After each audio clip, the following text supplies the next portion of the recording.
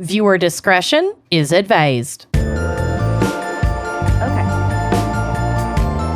You are listening to Wine and Crime, the podcast where two friends chug wine, chat true crime, and unleash their worst Minnesotan accent. Darn right. Darn tootin'. Darn stinking tootin'. I'm Lucy. I'm Amanda. Oh, we got a fun one today. This was very silly, and I had to rush the end of my notes because there was just a lot going on. This is an Amanda pick. Well, Kind of. It was recommended to us by the Wine Coven during a happy hour, and I was like, that's great. We should definitely do that. So it's an Amanda pick in that I put it on like the official, I want to do that. But I didn't come up with it. Case, you've been excited about this case for a long time. Honestly, I just was excited to revisit something from the year of our birth that we grew up hearing so much about, but weren't actually cognizant for at the time. Yeah. So I was actually excited. don't know anything about what you're talking about. It's kind of gnarly. Like, it's sad. I don't know. Well, let's just say what the topic is. Yeah, why don't you? Today, we are discussing 15 minutes of fame. Indeed. And all that comes with those 15 minutes. Yeah, it's tough. And I feel like the way we used to be, especially in like the 80s and 90s with tabloids and press and like not letting people quietly process their trauma. I'm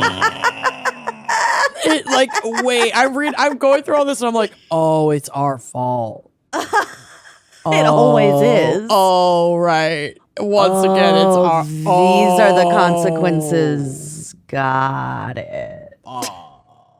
Yeah. So, But it is an interesting topic, so I'm really excited to dive into it. So let's do it. Let's do it. First, we have our wine crime pairing. Yeah. Also with our very favorite special. buddy, Ashwin. Yeah. Also very special. We have a special Ashwin's Wine Corner this month. So I'm going to go ahead and let us kick over to that. And let's hear from our buddy Ashwin. Okay, everybody, we're back with another little Ashwin's Wine Corner with Ashwin from UnPINNED Wine Club. Welcome back.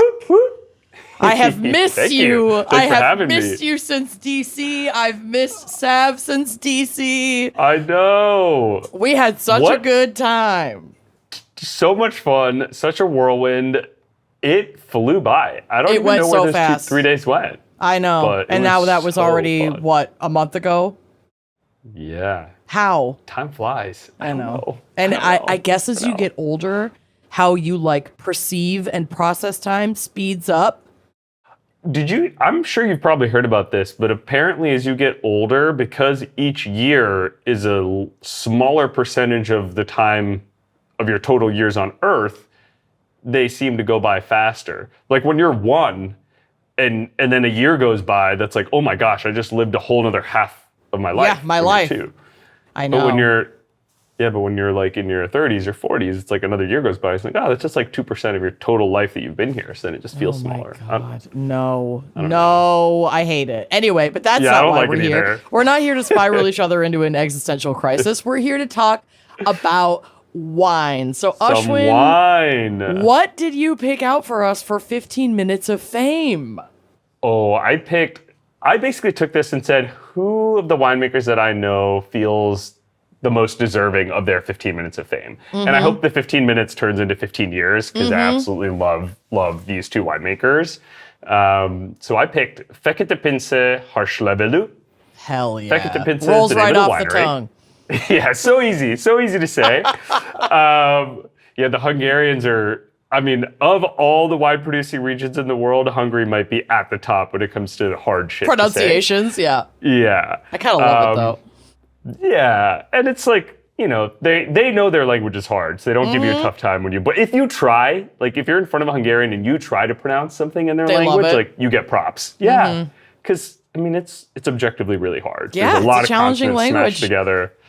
But we've got Fekete Pince Harslevelu. Fekete Pince is the name of the winery. Harslevelu is the name of the grape. This comes from Somló in Hungary. And the winemaking team are a husband and wife team, Gabor and Zsófi.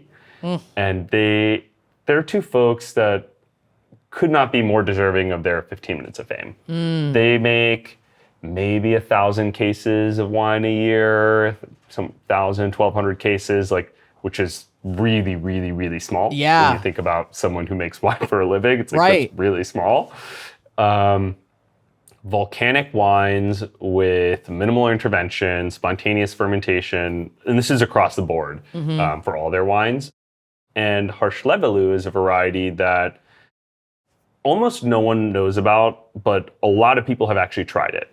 Okay. So if you've ever tried the sweet wine Tokai, you've probably had some Harslevelu because it's one of the grapes that's used in Tokai. Oh, okay. Because I had never heard of this varietal myself, but I have heard of Tokai. I think I have tasted that before. I'm guessing you probably have. It's one of the more famous of the sweet, of the Like a sweet dessert wines. wine, It's probably yeah. top 5. Exactly. Of the dessert wines, probably top 5 in terms of kind of like being widespread and being famous. Tokai is in, let me get my right and left right. So Tokai is in eastern Hungary. Somló is in western Hungary. So we're on the opposite side of the country. And here, there's no sweetness here. This is completely dry, really acidic, very bright. It's volcanic, so you get this like chalky, smoky minerality. So the volcanic element is obviously from the soil. Like there's volcanic rock 100%. from volcanic activity that formed that region, millions Exactly. and millions of years ago. Cool. Exactly. And actually, while I was researching some of the volcanic wines that we're including in this month's theme, I learned that there are two types of there's one very volcanic soil, and then there's one that's you could kind of consider it volcanic. Huh. Okay. One is, and they both come from lava, which is why it's really interesting. It's just whether the lava cooled on the Earth's surface or below the Earth's surface. That makes so much sense, but seems like such a nuanced difference that could affect the flavor profile of the grape. That's wild. It took me a while to wrap my head around what it does to the flavor of the wine, and basically, the conclusion I've drawn after tasting a bunch of wines for this theme is that lava that cools on the Earth's surface, which is, I think it's called I don't remember the geological word. I had looked it up earlier. Well, we can just tap into Austin Powers and call it liquid hot magma. Amazing. Liquid hot. Dr. Evil. Oh, dude, you know what's really confusing is technically that would be the second type. Because magma is the under the surface. Exactly. So these were all these it took me back to my 6th grade science class in geology and stuff and rocks. You're like, I'm and already oh a my sommelier. gosh. Now I have to know different kinds of lava. I know. But basically what happens is when lava cools on the Earth's surface, really more traditionally what we think of as a volcano, erupts, the lava cools, it has a much more direct influence on the taste of the wine in that in both cases, even when you have magma below the Earth's surface that cools and pushes its way up, you taste minerality in both the wines. Right. But when it's lava that cools on the surface, it's more much intense. more overt. It's much more overt, and you'll often get these you get this chalky texture on your palate, almost did you ever eat the candy sweet tarts? Yes, I ate some yesterday. They're know that really kind of- good to put in your purse when you're a diabetic, just in case you have low blood sugar. Those little wraps. I love a sweet tart. I love a sweet tart. So that texture, that kind of chalkiness, while it's also really acidic and sour, not the sweet part, but the chalky and the acidic, that's what you get more from these kind of lava on the Earth's surface wines. Cool. Whereas when you have the magma pushing its way up, you get a more It's subdued. It's describe it's it? blended with other elements in the soil, so it's not going to have as exactly. intense an effect. That's super 100%. cool. 100%. Okay, so is this a surface lava wine or a This is surface subterranean lava. lava wine? This surface is lava. surface lava. This is unapologetically volcanic. Wow. So it's blistering in acidity. It's got that chalky minerality, but the variety Harslevelu tends to be fruitier. And so you have this beautiful combination of flavors where you get the seriousness, you get the minerality, but then you also get almost Fruit Loops or It sounds like fascinating. dried mango or like, these kind of like tropical fruit notes too. Well, and didn't you mention before, maybe this was off camera, but didn't you mention before, this is a white varietal, you said, and it's served chilled, but didn't you say it's also aged, which is uncommon for a white wine? So there's a lot going on with this, because that's obviously also going to affect the flavor profile. What did they age it on? Or it's mostly bottle aging. So they use neutral wood during the winemaking, and then it's bottle aged for, in this case, probably like 6 or 7 years. Whoa. Because their whole, Gabor and Jofi's philosophy is because we have this unique terroir and we grow these indigenous Hungarian varieties, they are so much more expressive when they've had some time to rest. Okay. And what ends up happening is that most aged wines, if you think about like any wine that you've had that's over 5 years, it's probably red. Mm-hmm. It's because you need complexity for a wine to age, because what's going to happen is acidity will go down over time, fruity aromas will go down over time, and tannins will mellow out. And so for a white wine to be able to age, you're kind of working with 2 dimensions instead of 3. And so you really got to have like a well-packed, like intense flavor. I was going to say, I'd be so curious to taste it right away and then taste it 6 years later, because it must have some pretty high intensity to be able to have it be recommended. Like before they're even selling it, they're aging it in their own 100%. cellar for that long. And so 100%. additional fermentation is not happening in the bottle. It's just bottle aging. It's just so it's not going to be necessarily like effervescent or carbonated. It's going to drink like a white wine. That's so weird. It's going to drink like a white wine. It's going to be way darker than your typical white wine. Cool. So it's going to be this like yellowish golden color for 2 reasons. One is the variety tends to be a little more saturated in color to begin with. And as a wine ages, like even through the cork, you have micro-oxygenation. That's actually why you bottle age, is because you'll have tiny, tiny influences of oxygen interacting with the wine. And when something oxidizes, it turns brown. Yeah. Right? Like think about like an apple, if you leave it out for like even an hour, it starts to turn brown. It's the same kind of thing. So this wine, it's not going to be brown, but it will be like But it contributes to that yellow. Wow. Weird. Yeah. Oh my God, I can't wait to try this. Yeah. It's weird. It's delicious. So good. It's one of those like, so I started drinking Harslevelu for the first time a few years ago, and I'm like that weirdo that drinks like 20 of them a year now. Yeah. But Yeah. It's like become a favorite. When people try it, I think that's how most people will react, because it's like takes elements from a lot of so it's got the Riesling-like minerality, it's got the Sauvignon Blanc-like fruitiness, which these and then are it's got all the great summer Chardonnay-like notes. body, and it's got, you put all this together, it's like it takes elements of 3 all of the these most different varietals that we know. white wines that people know, and it's like package it all into one, and then give it 8 years of age, and then see what you think. I am so stoked on this one, and this is would this potentially be part of the shipment giveaway? This would be. So that takes us to, we're bringing the giveaway back. Yeah, you're getting your treats again, folks. And we have had some really great responses from folks that have not only just gone ahead and subscribed to the Wine Club, but have been winners of the free shipment giveaway. So it is real. You do get these wines.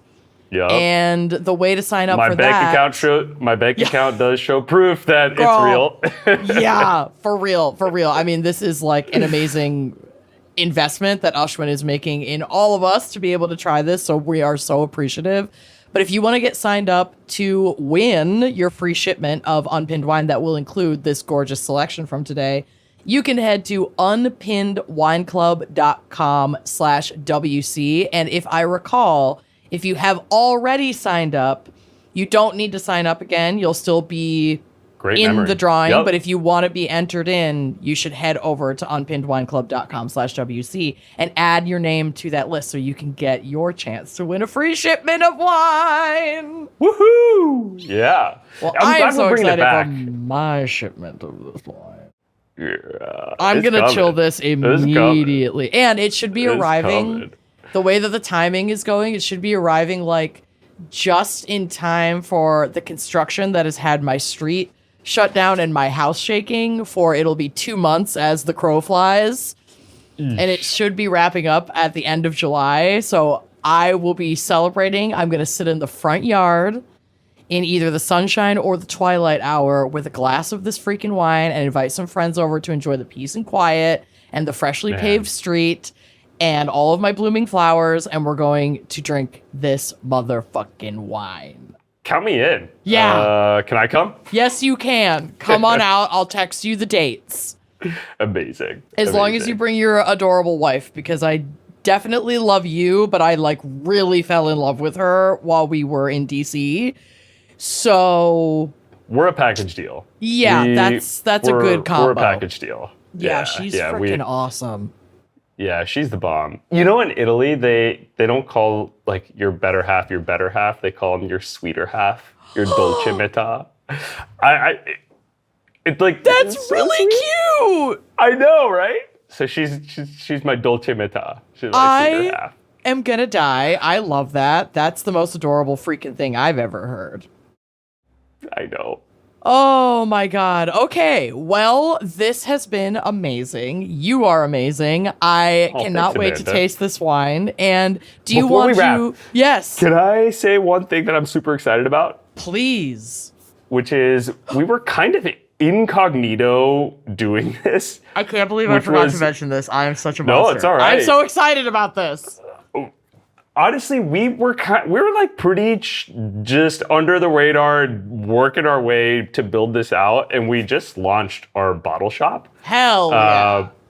And we did it for a few reasons. Like, one, we have some wines that we ship in the wine club, and then they're awesome, and people want more of them. And sometimes we can get more, but it's like, well, I'm not going to send them to wine club members again. And so one is to like find some of our favorites and like get them available to folks. Another one is there are some really good classic wines too. It's hard to find value there because like when you start going to the classic regions, it's easy to just like way overspend. So I was like, I drink Chianti Classico sometimes. Let me pick some of my favorites. Yum. And so, yeah, we like just quietly launched this and we're just, I'm just excited about it. And I love this. If you are curious about some of the selection, where should people check out the bottle shop if they're feeling like they want to try some of these wines but don't want to commit to the full membership yet? This sounds like a really good option. So where would they want to navigate to be able to access that? UnPinnedWineClub.com. Fabulous. It's right there. It's front and center. And I'm hoping by the time this airs, we'll have a couple of our like highlight shipments that folks can buy as like a one-time purchase. Oh, I love it.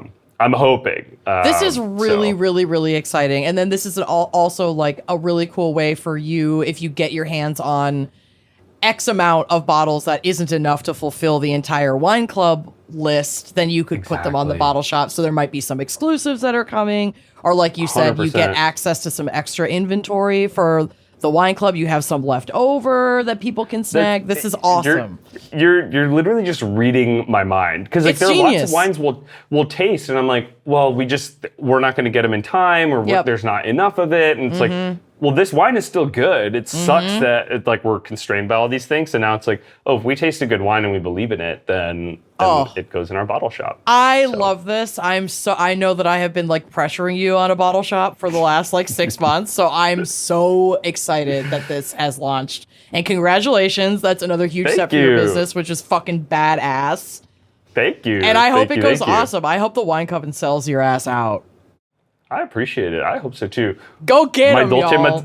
My Dolce Metà. If you like the way it looks, is my Dolce Metà that built it. Okay. She's super talented. She is a talented lady. Go enjoy her work. So yeah, unpinnedwineclub.com. If you want to just check out their bottle shop, like they said, they're featuring it front and center right there on their homepage. And if you do want to sign up to win yourself a free shipment of wine from Unpinned, head to unpinnedwineclub.com/WC. The WC is for wine and crime, if you didn't understand that, folks. And great. All right. That'll do it for this week's or this month's, I guess, Ashwin's Wine Corner from Unpinned Wine Club. And thank you so much for joining us again. Thank you for having me, Amanda. Really You'll appreciate be back. it. We can't live without you now. You're part of the deal. I'll be back. You'll be back. All right, be y'all. back. Until next time, we will be working on our peace. Arnold Schwarzenegger impression. Yeah, no more Schwarzenegger. I promise. All right, so once again, if you want to get signed up for a free shipment from Unpinned, head to unpinnedwineclub.com/WC. Okay. All right. Well, All right. let's take a quick break to hear a word from our sponsors, and then we're going to Let's get into it. with some Dr. Phil. Oh, no. Exactly, Dr. Yeah, Phil. exactly. Dr. Phil is directly responsible for giving too many people their 15 minutes of fame. And I know you're about to get to it. We're going to get to it, buddy. Yeah. All right. Let's do it. BRB. When it's 90 degrees, feels like outside. It is 150 degrees, feels like inside your pants. 250 degrees in your pants. So you know what? Summer-proof your intimate areas this year with a Tushy Bidet, the instant bathroom upgrade that keeps you healthy and fresh where sweat hits the hardest. I cannot tell you how much I love my Tushy Bidet. We've got one upstairs and downstairs. Both toilets have a Tushy Bidet, and it really transforms your bathroom wellness for life from gut to butt to bowl, okay? It makes every part of the process easier. I absolutely love it. I use it all year round. I am using so much less toilet paper, okay? I have a Tushy Bidet that can connect to both the cold or the warm water tap. Nice. I just have mine connected to the cold water because I like things a certain way. I like that. I like to keep it cool down there. It's like brushing my teeth with cool water. Mm-hmm. You know, you don't want tepid water. That's my personal preference. But Tushy will meet you where you're at. But you can get the Tushy E-Bidet, which is going to take it to the next level. It's instantly going to modernize your daily routine and your bathroom. This bad boy has a heated seat, adjustable water temperature, and a powerful yet gentle dryer. So you could have your whole experience in the bathroom without ever having to use toilet paper. Like, think of what you are saving, not only in the cost for toilet paper, but like what you're saving for your plumbing. And these things are so easy to install. They just attach to your existing toilet. You do not need additional plumbing. E-bidets require obviously just your toilet plumbing and then an outlet. Like, it could not be easier. If I can do it, literally anybody can do it. Stay fresh and healthy where the AC can't reach. For a limited time, our listeners get 10% off their first bidet order when you use code GALS at checkout. That's 10% off your first bidet order at hellotushy.com with promo code GALS. Y'all, there are so many changes that you can anticipate if you are someone with lady hormones approaching their 40s, okay? Perimenopause is not a joke. Your sleep gets wrecked. Your mood is unpredictable. Your doctor's best advice is drink more water, try yoga. Like, there seems to be nothing that can help regulate the things that just need to be calmed. And honestly, perimenopause can hit years before most people expect it. And the medical system is just genuinely not built to help you through that. So a lot of folks are finding their own way through. And one of the things I'm using is hemp wellness, which is becoming a big part of like the perimenopause conversation right now. It's super cool. Yeah, I'm really into these micro mints. Yeah. They're like very subtle. They're not going to like make you buzzy or like groggy. It's just going to help you like level out. Mm-hmm. So it's got sublingual delivery, which means it absorbs faster than a capsule or a gummy. Its CBD and CBG combo targets both calm and mood, not just one or the other. So these mints are like a daily ritual replacement, not a crisis intervention. Right. So like I said, there's no grogginess, there's no dependency, there's no like weirdo side effects. And they've got fully transparent lab testing. You can verify every single ingredient. Also a big fan of the CBD nighttime gummies because my God, sleep is very much disturbed at this time in my life. It really is. And it's precious. It's precious. These are formulated specifically for sleep quality, not just falling asleep. So you're going to fall asleep, you're going to get to sleep, you're going to stay asleep, and you're going to feel very well rested the next day. Especially when you're battling perimenopause symptoms, getting your good night's rest is oftentimes half the battle. And right now, Batch is offering 30% off site-wide. And yes, that applies to subscriptions too. So you can lock in that discount on your monthly supply. Go to hellobatch.com/wineandcrime and use code wineandcrime at checkout. You know, back in the 20th century, we had to go to an eyeglass store. We had to get a full exam, an eye exam, and then spend like way too long picking through all these different really expensive frames for something that looks decent on your face. And then like 6 months later, you'd get them in the mail. Just like too much leaving the house, too expensive, too much of a pain. And that is why Warby Parker is bringing in the future, baby. Yeah, seriously, they don't just make buying glasses easier. They truly make the entire process easier. Now you can actually go into one of their stores and get an eye exam right there. So you're already going to get like the amazing quality of Warby Parker, but with that one-stop shop if you want to go in. There's no running around to multiple spots. There's no guessing if your prescription is up to date. They take care of everything. It's super clean. It's modern. It honestly feels more like a wellness experience, like elevated shopping than going to the eye doctor. And they're also covered by many major eye insurance plans. So just let them know give them your information to see if you're eligible for those benefits. And a lot of your stuff could be covered. Even if you're not in network, you could still use your out of network benefits at Warby Parker and they'll even handle the paperwork for you. They really are making it easy. And they have so many amazing styles. I have multiple pairs of sunglasses, prescription sunglasses that I've gotten through Warby Parker, as well as I've had like 3 or 4 pairs of regular glasses from Warby Parker. And I have never found anywhere else that has like better quality, quicker turnaround, and better selection. All of their glasses are so cute. It's like almost too much sometimes. And their prescription glasses start at $95, so you can actually get quality and stylish frames at an affordable price. Right now, buy 1 pair of glasses and get 20% off any additional pairs at warbyparker.com/gals. That's 20% off any additional pairs when you purchase 1 pair at warbyparker.com/gals. Lucy, I'm scared. I'm excited. And I have a feeling I know exactly who you're talking about. So let's dive in. What do you have for us for 15 minutes of fame? Who do you have for us? I did want to start with a little bit of background. Okay. Well, as you probably know, 15 minutes of fame is an expression describing the short-lived media publicity or celebrity of an individual or phenomenon or an individual phenomenon. It's often used in reference to pop culture like reality TV, TikTok, memes. The memes. So the phrase Quart-d'heure de célébrité. Okay. A quarter of an hour of celebrity. Oh. 15 minutes of fame. Yep. Was used in French, the French language during the 19th century, notably by Alphonse Daudet in an article Vie Mercante, first published in 1879. Why is it so French? It's actually older in English. But yeah, late 19th century. I will not be reading the French. No. Clearly very rusty and it's annoying.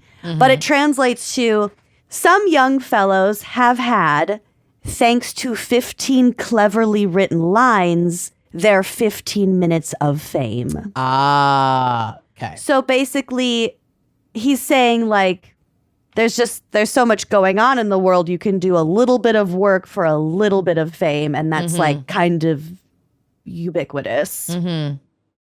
And so, like I said, an older version of the same concept in the English language is the expression 9 days wonder. Oh, which I kind of like that. I do. It's very whimsical. 9 days wonder. I'm not having 15 minutes of fame. I'm having 9 days wonder. It's a sexier version. It is sexy. That phrase 9 days wonder dates back at least as far as the Elizabethan era, so like the 16th century. It was the 16th. It was the 16th. So yeah, 9 days wonder. Lots of 9 days wonder has happened since the phrase was first coined. For real. Today, it is famously attributed to Andy Warhol. Oh. That's like his most famous quote is about how everyone has 15 minutes of fame. Weird. But actually, that may not be correct. It is challenged. He is quoted by Time magazine in 1967 as saying that one day, quote, everyone will be famous for 15 minutes. Well, he knew the internet was coming. Yeah.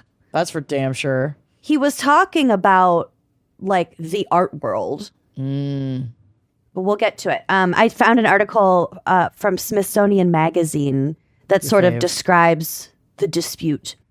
The original quote seems to trace back to a 1968 brochure that Warhol distributed at one of his exhibitions in Sweden.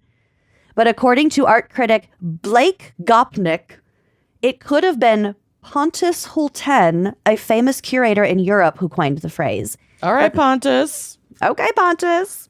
But there are other claimants too, including painter Larry Rivers and photographer Nat Finkelstein. So Finkelstein insisted that he was the one who made the remark to Andy Warhol. They were somewhere and there were like a bunch of people like clamoring at them. Yeah. And he says that Andy Warhol said, "Oh, everyone wants to be famous." And himself, Nat Finkelstein, says, "Yeah, for about 15 minutes, Andy." That's what he says. Yep. As Gopnik explains, Warhol himself admitted to never saying that in 1980, but by then, the damage was done. So as Gopnik, the curator, points out, it didn't really matter. Yeah. Or sorry, not curator. He's an art critic. He says, it doesn't really matter. By that point, Warhol, an artist who explored the concept of branding, was firmly a brand of his own, and the 15 minutes quote fit in with that story very nicely. Yeah. Sorry, brother. It was going to stick with him. It's not going to happen. Yeah. You're not going to get your 15 minutes for saying the 15 minutes thing. It's not happening. So he says, quote, "We've decided it's by Warhol whether he likes it or not. We've created and continue to create the Warhol brand for ourselves." There you go. So, next time you see that attributed to him, because I have seen it like as a quote Sure. before, just know that maybe it was Nat Finkelstein. Or It probably Larry was. Rivers. Well, and also it's Or like, Pontus. who really came up with any sayings? When I cares? think about how much stuff is workshopped into sayings among our friend group where we've all had different iterations of the same thing, and then we finally settle on some sort of like in-group colloquial lore. Yeah. It's like, It settles somewhere in the middle. Yeah. And at the end of the They day, were both talking about it. One person got attributed with it. That's what matters. it's also evidently not a unique or a novel idea. It's been Probably around not. since the 16s. Yeah. So speaking of branding oneself, today I want to tell you about a brilliant comet streaking across our collective sky in a blaze, who definitely experienced her 15 minutes of fame. Is her name Haley? No. Because that would be that'd amazing. funny. Her name is Danielle. That's right. Danielle! Danielle. I was first introduced to Danielle Marie Bregoli when I was deep in my Dr. Phil clips on Facebook Reels era. You had a season with that. I think I want to go back. Yeah, I don't blame you. They're pretty entertaining. Dr. And I'm Phil not going to is watch a great in whole clips. episode. Yeah, I'm not going to watch a whole episode of Dr. Phil. It's never going to happen. No. But the clips, Yeah. in case anyone's wondering, I'm currently in same clip. I'm currently doing the same thing, but with Evil Lives Here. Nice. That I'll show fall is asleep good. to Evil Lives Here. Clip, I never clip. know how any of it ends because I'm always don't- asleep. You don't need to. Who needs to know? Also, you know how your phone like scolds you for how much you're on it? Shares a screen time report each week. The Yes. screen report. Mine is always like 11 hours a day because I'm just sleeping to Evil Lives Here reels for my most God. of it. You are a monster. I love it. You're not even really using it. It's just there running. I'm not hearing it. My Yeah. phone's on the other end of the bed by Yep. the time I wake up. You're fine. It's fine. I'm healthy. Yep. 100%. Not arguing with you there. I'm scared of what will happen. Don't argue with me. I I'm won't. healthy, she screams into the microphone. Into a microphone on her podcast. Oh, no. Oh, we are in trouble. Do as I say. No, not as I do. Okay. Not as I do. Danielle was born on March 26, 2003. She's an Aries in Boynton Beach, Florida. Her parents separated when she was a baby. She did not know her dad for a while. According to her Wikipedia article, he is currently a cop in Palm Beach County. Ugh. I know. She has 2 younger half-brothers on her dad's side. I'm going to Oh my say... God. Just quickly while I'm thinking about this, and if you're listening, hi, I'm so glad you're listening. But it was so funny. I had a table the other night and we were talking about the podcast, and they were like, oh my gosh, this person at the table was like a sheriff for X amount of years. And I was like, I don't think you're going to like my show. I was like, cops are not my favorite. And he was like, mine either. And I'm like, all right, well, maybe you will like it. Oh, Good okay. luck. It's like cops and I don't get along too well. And he was like, we No. don't either. I'm like, okay. I actually have artwork in every single frame of every episode. Oh no. A cab. Is that a cab right there? Okay. I'm going to say this next part slowly so you can fully absorb all of it. Oh no. Okay. On September 14th, 2016, I did Google it. It was a Wednesday that lives in infamy. It was a waxing gibbous. Danielle, her mother, Barbara Ann, and her grandmother, regular Barbara, were interviewed on Dr. Phil Yup. for a segment titled, I want to give up my car stealing, knife wielding, twerking 13-year-old daughter who tried to frame me for a crime. That was the title.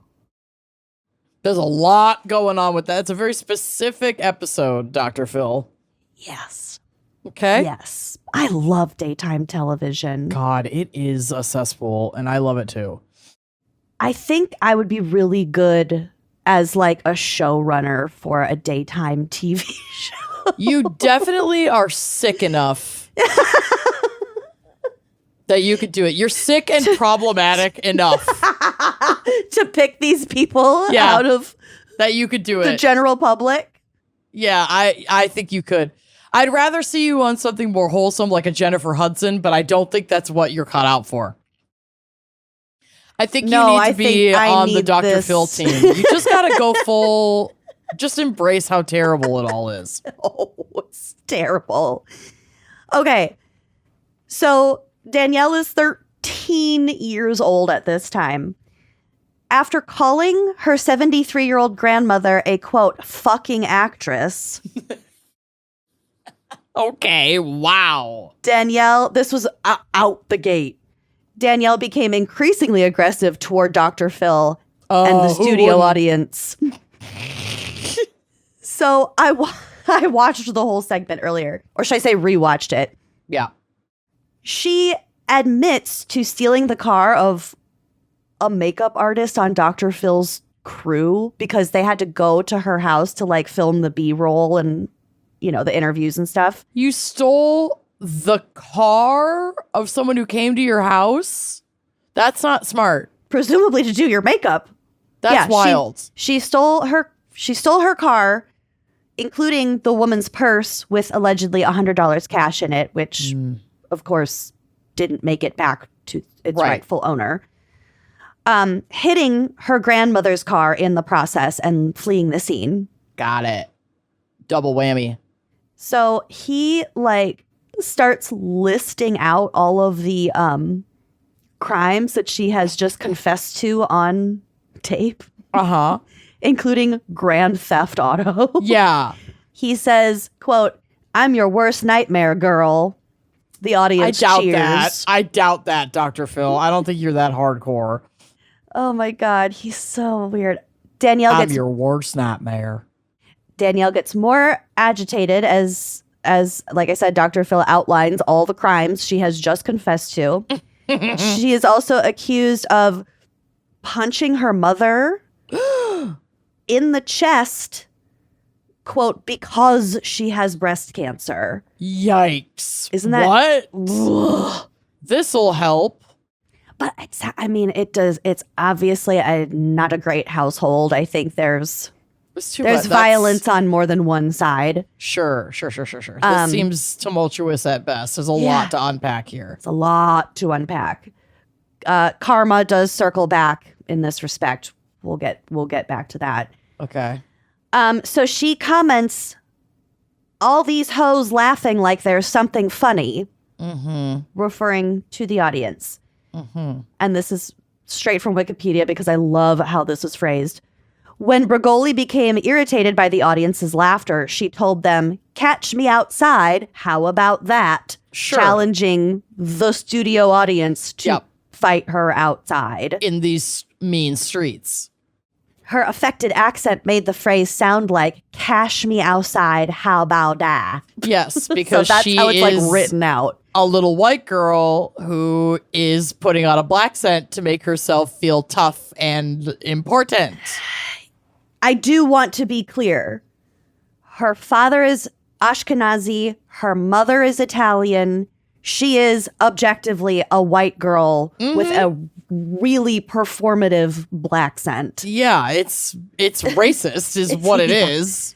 And we will also circle back to the, what's it called? Appropriation. I do want to play you the clip, though. Yes, I need it. This went so fucking viral. I know. You're gonna recognize it, but but maybe you have forgotten how she speaks. I'm kind of obsessed with it. It's God, it's so cringe. It's so bad. Again, she's 13. Ain't nobody gonna catch me. Because you're too streetwise? Yup. And all these hoes laughing like something funny. She's talking about the audience, that they're laughing at her. That's her mother. Did you say the hoes are laughing? Yep.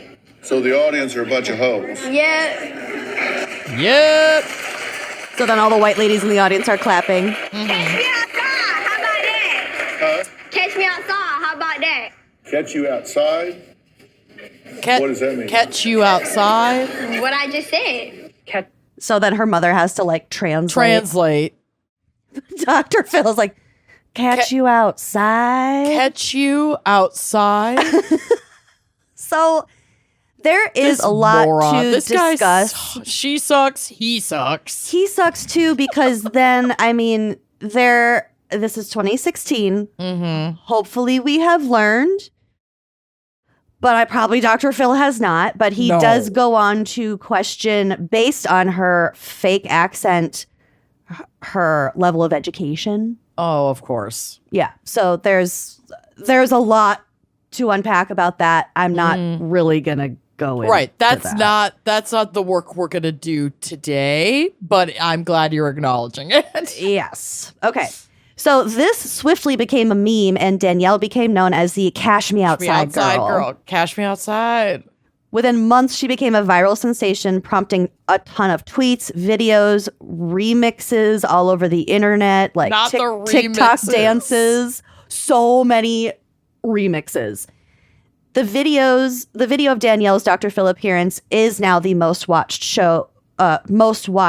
video clip on the Dr. Phil's YouTube channel, having amassed, as of this morning, more than 56 million views. Holy shit. And you know how you can scroll and it shows the spike of like where everyone's fast forwarding to? Brilliant. It's that.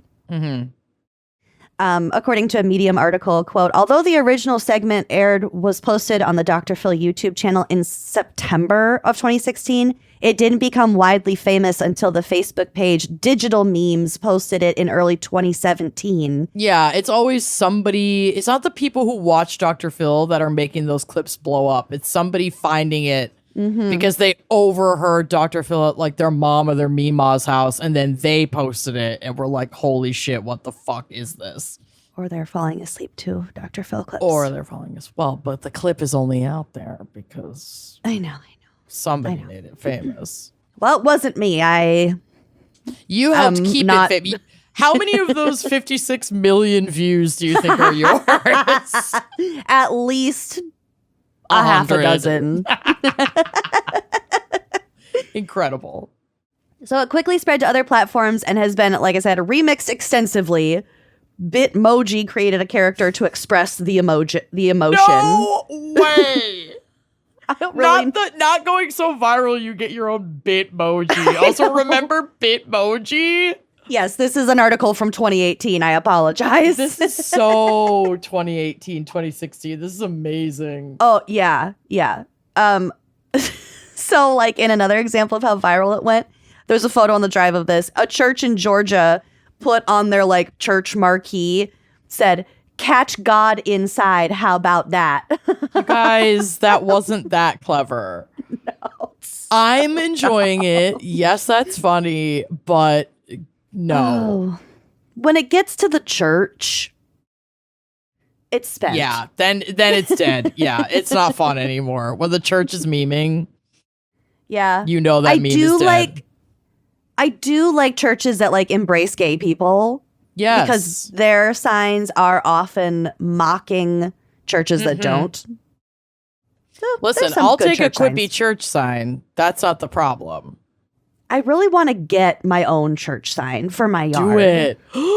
We don't have an HOA. Wouldn't that be cool? Just put, That You would know. be amazing. You'd go viral in Des Moines. maybe. I wonder if You'd there be are on rules Atlas against Obscura. that. Yeah. I doubt it. Put Why don't you just do it and find out? forgiveness, not permission, right? Cash her outside. How about that? Cash me outside, putting up my letters on my church sign. Yeah, exactly. Okay, so the meme also inspired a single based on the clip called Cash Me Outside, which was recorded by DJ Suede, the remix god. Is and it actually her? got in the... No, this is not. We're going to get to her. Because she gets a because musical career, doesn't she? Claws her way Baby. toward one. Bad Baby. Yes. Bad yes, Baby. she Oh, does. that's right. It's Bad Baby. It's Bad Baby. Oh. BHADBHABIE. Why the H? I don't know.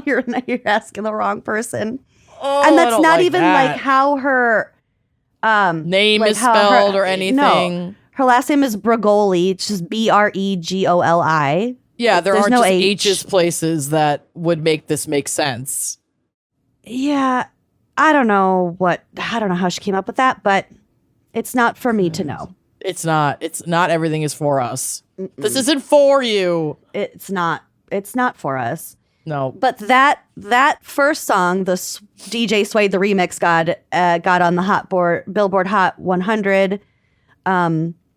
It was in the charts, like, Yeah. very Someone well. just used the clip. It wasn't her music. And Correct. it did quite well. I love that. This And then she's like, furthered- I want my own music career. She got it. Ugh. But after that song got popular, other companies started using it, using the virality to sell shit. So Danielle and her mother sued 3 different companies for, quote, infringing on her intellectual property rights by using her catchphrase without her permission. Yeah. She threatened to sue Walmart because apparently they put that on a t-shirt. I mean, had she copywritten her little viral phrase? I mean, no. 'Cause- If anybody has the right to copyright it, I feel like it would be Dr. It'd be Phil. Dr. Phil. Yeah, they probably beat them to it. I mean, I know she's freaking out about her rights, but we're not out here like trademarking or copywriting everything we just say. And so if she's not out here doing that, Yeah, but like in a court, I mean, that's why like intellectual property lawyers exist. You could very well argue that, yeah, it came out of her mouth. But on this show, so it belongs to the show. You could argue. Yeah. Clearly, you could argue because she did sue. Yep. So she, in 2017, she was nominated for the MTV Music Awards in the trending category based on her meme. She hadn't done, well, I guess she had been working a little bit behind the scenes at that point, but she was not big on her own at that point yet. Sure. But like I said, she did put in some work. On August 24th, 2017, so she was 14 years old at this point.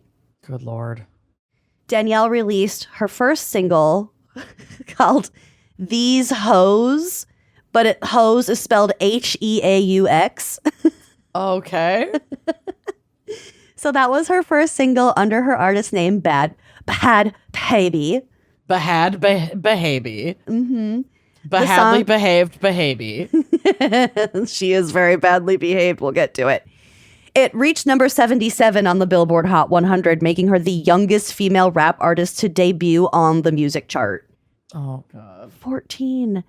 Its success prompted Atlantic Records to sign her to a multi-album recording contract. Multi-million dollars. Let's not do this. This is not good. This is not good for her. This is not going to get anyone anywhere. This is a flash in the pan moment. They're all flashes. They're all flashes. A comet streaking across the night sky. A bad baby comet. The bad baby comet. Mm-hmm. On March 26, 2018, she celebrated her, 2018, her 16th birthday. Her super sweet 16. She celebrated with a new song release. You might have heard this one, Gucci Flip Flops. No. Oh my God. It gets stuck in your head. I'm not going to play it because I don't want her to sue me, but yeah, it's just, I don't know what. I'll play it after the show. Play it after the show, but it's like, it's featuring Lil Yachty. Okay. I had to Google, I remember hearing it and I Googled the lyrics 'cause I couldn't tell what the fuck anyone was saying was going on. We're or too like old what for it was this shit. about. It's literally about flip-flops. Okay. Gucci Passionate. Flip-flops. Trying to get my shit down my socks. I don't remember. But anyway. No. Earworm, though. I actually didn't mind the Great. song. Oh, God. Okay, Danielle was nominated for a 2018 Billboard Music Award in the Best Female Rap Artist category alongside Cardi B and Nicki Minaj. You guys, racism is crazy because even like she should not fucking be up there with these people. And also her like clever spelling, quote unquote, of hoes. Like black women have been doing that online for a long time. So she stole that. She's 15. She doesn't know what the fuck she's doing. Stealing all. She stole everything. She's appropriating. A music. Oh, she got. We are part of the problem. I'm pissed. I'm short circuiting. On Best November rap album. Best Female Rap Artist. I think she had only released a couple songs. Like a couple an songs. EP. I don't know that she had a full album out at this point. Oh well, my God. I don't know. I don't fucking know. Anyway, on November 16th, this is still 2018, controversy arose when Danielle threw her drink at and attempted to assault Iggy Azalea. What drink? Well- Chocolate milk? Right. She's 15, 16 years old. Uh-huh. Ugh. While attending Cardi B's Fashion Nova launch party. Like, there's just a lot going on here. She should be grounded. She should be Go to your room. Go to bed. Go to bed. She told paparazzi that she had done it because of comments that Azalea had made on Instagram, because that is what you fight about when you're 16 years old. Oh my God. This Azalea is embarrassing. Azalea responded with a series of tweets condemning Danielle. Funny how she's 16 and yet the entire like new season of The Valley is culminating to things people liked on Instagram, which we're telling, and Danny is terrible, and I'm not backing him up, but it's like he's terrible. We all have brain rot if this is the shit we're fighting about. All of us are doomed. Did you watch the most recent episode? I haven't watched yet today. There's like a big explosive fight, or I guess it was last week's episode. Couldn't tell you what the fuck anyone was mad at each other about. I don't know who's when mad they were at. They're all drunk. Yeah, Except and Zach Lala. screams. Yeah, that was them talking about who liked certain things on Instagram. That were saying bad things about other people, and the people in the room who liked the bad things that were being said, the comments. But it was also about like him sexually assaulting. Yeah. It's all just. It's all stemming from that. And I totally believe that he is a drunk, grabby, freaky weirdo who's like a creepy religious nut who wants to control his wife. And I believe all of that. And my brain is still falling out of my head watching this shit. Yeah. Because I'm like, these are unserious people grappling with serious problems. And it is so frustrating to watch. And it's like, these unserious people, I know they're on TV, but I think this is how a lot of people approach these kinds of conversations, unfortunately. And it makes me fear for the future of our world. And I can't stop watching it. I know. We both love it. And we both fucking love it. And my peacock Shoot it into my veins. Exhausted. We are the problem, though. Yeah, we're super the cash us outside. Oh, God. We're super the problem. Well, my house is still shaking. Oh, my God. Okay, it's fine. Well, speaking of reality TV shows. She got one? She, around this time, released the trailer of her reality show called Bringing Up Baby, which was published on Snapchat. Remember Snapchat had like reality shows for 5 minutes? I rarely, if ever, engaged in Snapchat, but I know people that still fuck with it. So I would never have been exposed to this. The first season had 12 episodes, and TMZ reported ratings of over 10 million unique viewers in its first 24 hours. Okay. It works. She is a fascinating character. Yeah. We're talking about her. We're still talking about her in 2026. So yes, something worked.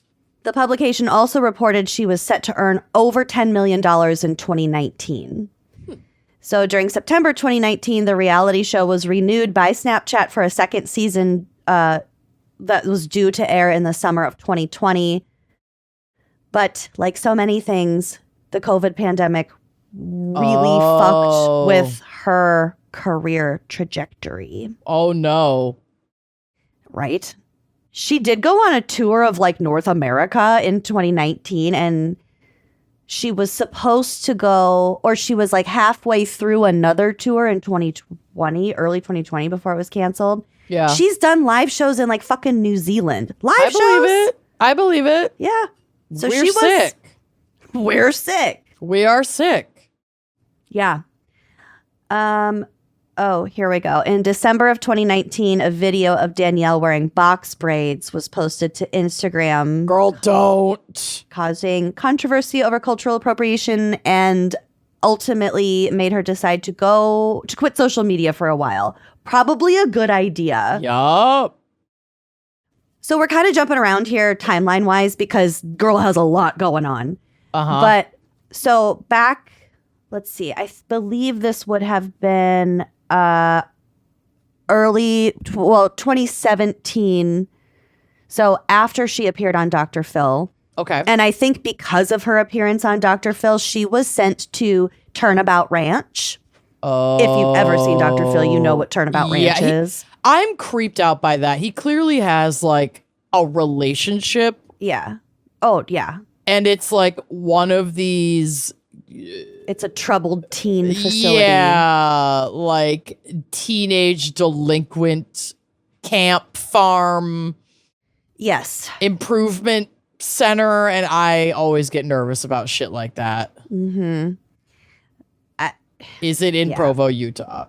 It's in Escalante, Utah. Well, but it's in the middle of I think it's in the middle of nowhere, and they just have these kids like literally struggle to survive. So they like There's these learn the wilderness value of a camps. dollar. We should do a wilderness camp crimes episode because there are a lot There's in a Utah, lot. and I'm curious about the industry and like why there are so many there and why that region and Let's the do a religious aspect. troubled teens episode. Okay, we'll have to do that. Yeah, okay. Or put it on the calendar.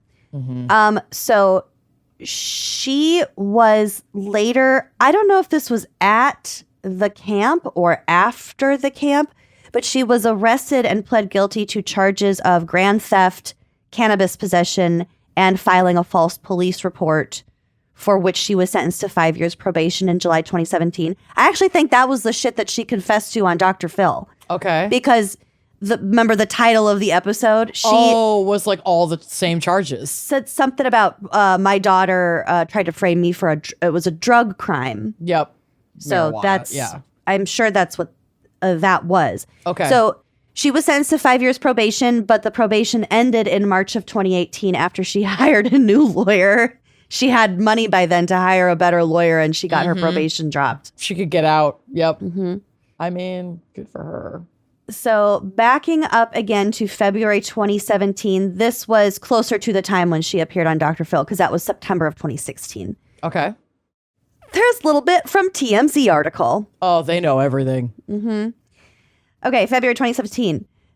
The Cash Me Outside girl caught someone inside an airplane Monday evening with a shot to the face. What? She punched a lady. Oh, okay. That's Not a gun or anything. that's poorly written. Well, it's TMZ. TMZ. I'm disappointed in you, TMZ. I thought you were better than this. They're not.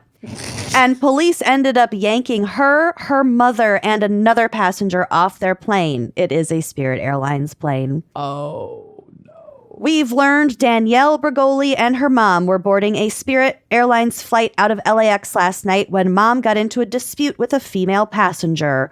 We're told Danielle's mother was struggling to put her carry-on bag in the overhead compartment because she's wearing a walking cast for an injured foot. She was booted up. And she Okay. was trying to lift her bag up. Yep. I needed a little help. And it's a Spirit flight, so everyone's pissed off. Yep. No one's gonna help. Already. And the wait wasn't sitting well with the third party. Danielle says the other woman put her hands on her mom's throat, and that's why she had to cold cock the impatient passenger. Okay, if that's true and somebody put their hands on my mother's throat in an airplane, I'd probably punch them too, to be honest. Yeah, right. After Danielle uncorked the punch, the woman made a citizen's arrest. That's my favorite part. Oh my about God. it. How dare you punch me for choking your mother? A short time later, police arrived and took all three off the plane. We're told no one wanted to press charges, so there were no arrests, and everyone involved decided their lawyers would handle it from there. Interesting. There is video of the incident. I did put two stills, or a side-by-side, a couple stills on the drive. You can see I was that. confused by what these photos are, so thank you for explaining that. That is behaving badly. So bad. It also got a little bit racist. Yeah, it always does. She's been racist since day one. No, the woman was lashing out. According to the video, the woman called Danielle a slur that I will not say, that is being directed at white people who are acting in a appropriative way. Do you know what I'm saying? Oh, It like starts with the a W. N-word, but with W. Yes. Yeah, we don't say that. We do not say that. And it's not because Obvious- it's derogatory toward white people. It's because it's too close to the word that we don't say. And it's just way too close to the word It's we just don't a changing of the word we don't say so that we can say it without feeling bad because it's toward white people. No. And at the end of the day, it is still meant to be an insult based on Yep. blackness. So we're not. Anyway, we're not. Literally. We know what the word is. Yes. Also, the woman spat on Danielle and her mother. So all this is to say that all parties were behaving badly. If she did put her hands on her, if the woman put her hands around her mother's throat, again, probably She deserved justified. that punch. But again, who we're talking about here. In June of 2020, Danielle entered a 31-day rehab facility for childhood trauma and addiction to prescription medication. Mm-hmm. She received support from celebrities such as Demi Lovato, Black China, and Charlie XCX. In March of 2021, she uploaded a video to her YouTube channel. I'm just kind of listing. There's just a lot going on. Yeah. She posted a video basically outlining abuse at Turnaround Ranch. Mm-hmm. She accused staffers of forcing her to sit still for 3 days straight without being allowed to sleep, using physical restraint on other teenagers, and ignoring reports of bullying. She also criticized Dr. Phil very publicly for sending teenagers to that particular facility. And there was this back and forth, like he was being interviewed by all these news outlets, basically saying, we don't follow up. Once we send kids to what we think will be a helpful resource for them, right? We're not responsible. They're out of our hands, yeah. But she kind of was like, that's not true. They were sending reports about these kids directly to Dr. Phil's team, which who knows? But there was there was stat there. But back to the troubled teens facility, you know how Paris Hilton has the same claims. Yep. Mm-hmm. So Danielle has since teamed up with Paris Hilton to form some sort of advocacy group, or it's not really clear if they're setting up their own troubled teen program. Sure. But they have both been outspoken about it, and they are, or at least were, collaborating. Mm-hmm. On April 1st, 2021, 6 days after her 18th birthday, she opened she's an adult now. OnlyFans account. Oh. Okay. All right. She's an adult. Whatever works. This now young woman earned over $1 million in revenue in the first 6 hours of having an OnlyFans account. Isn't that fucked?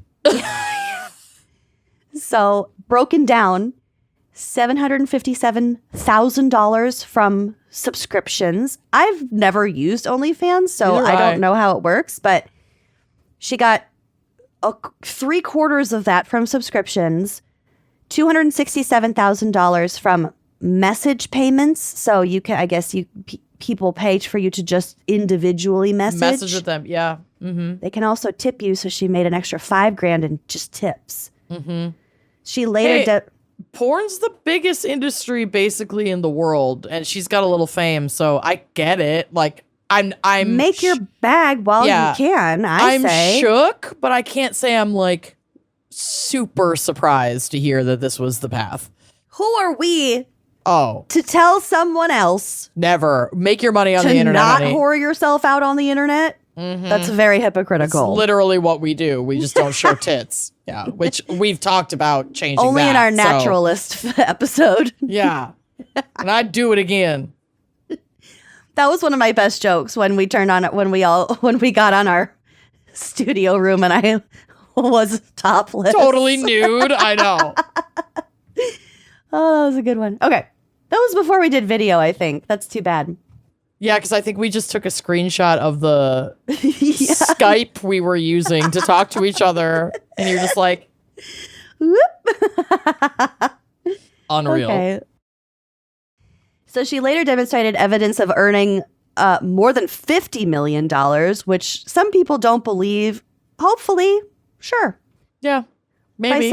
By September 2024, so 3.5 years later, she was earning, on average, almost $1.5 million a month on just OnlyFans. A month?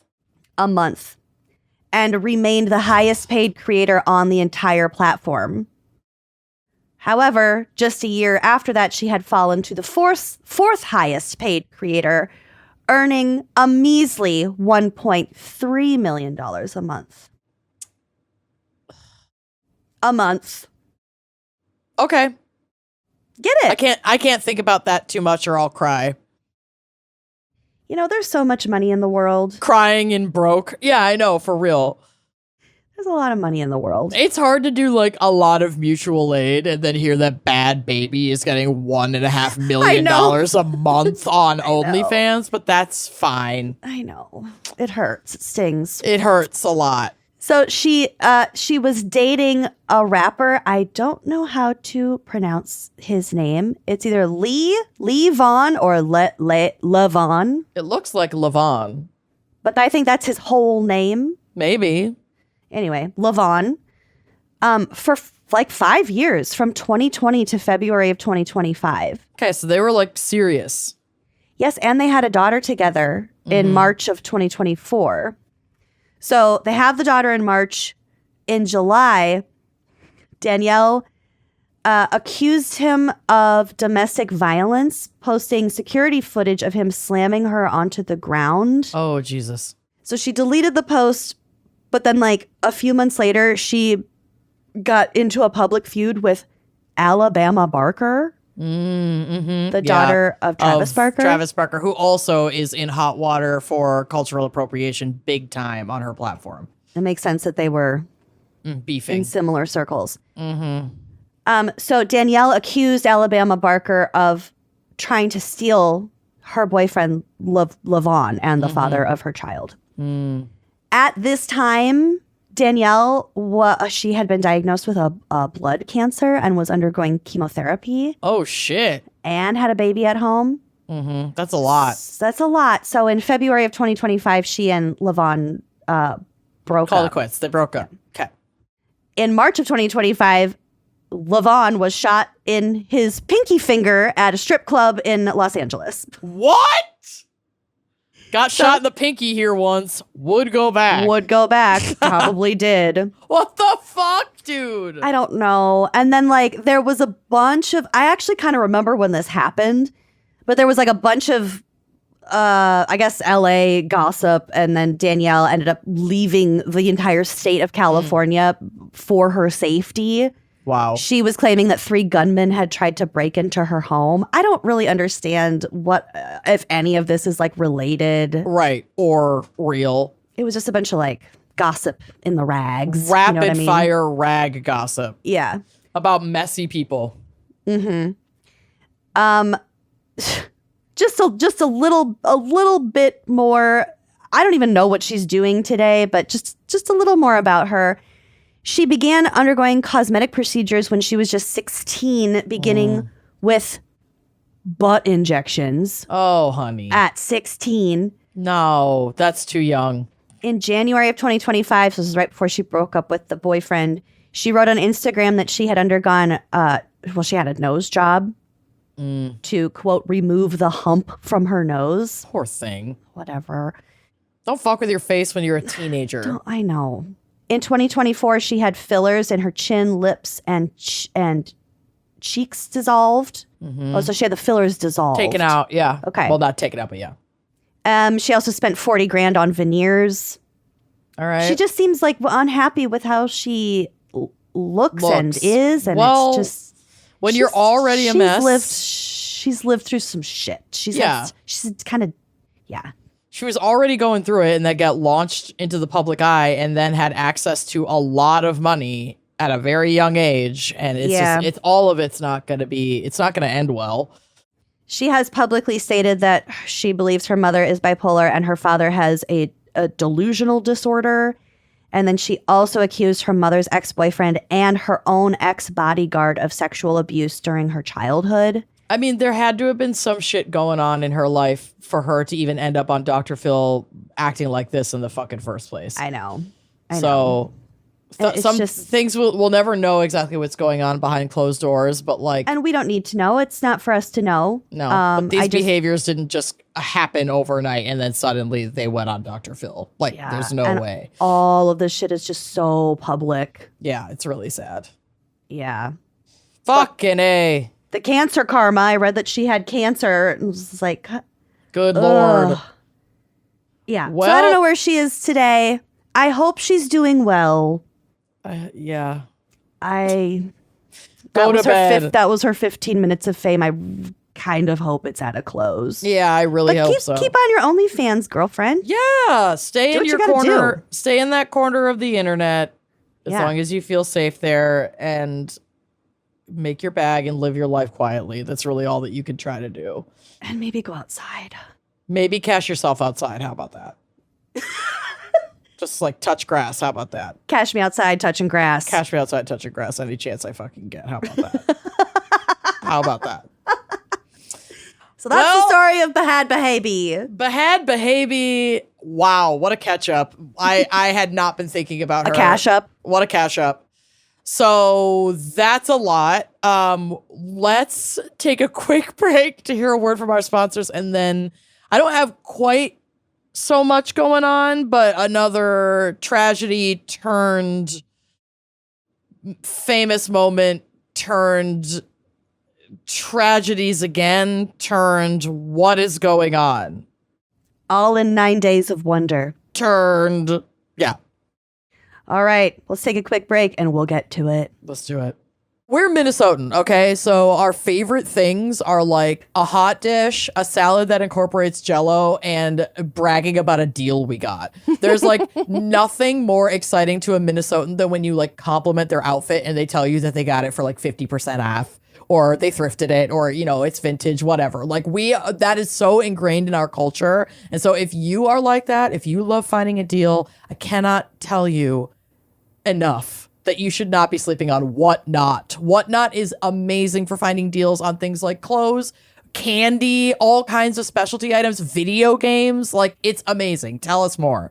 Whatnot is the #1 live shopping app in the US where shopping happens in real time with real people, real conversations, and incredible deals. It was so surprising at first because I logged in and you just go into these different like kind of rooms.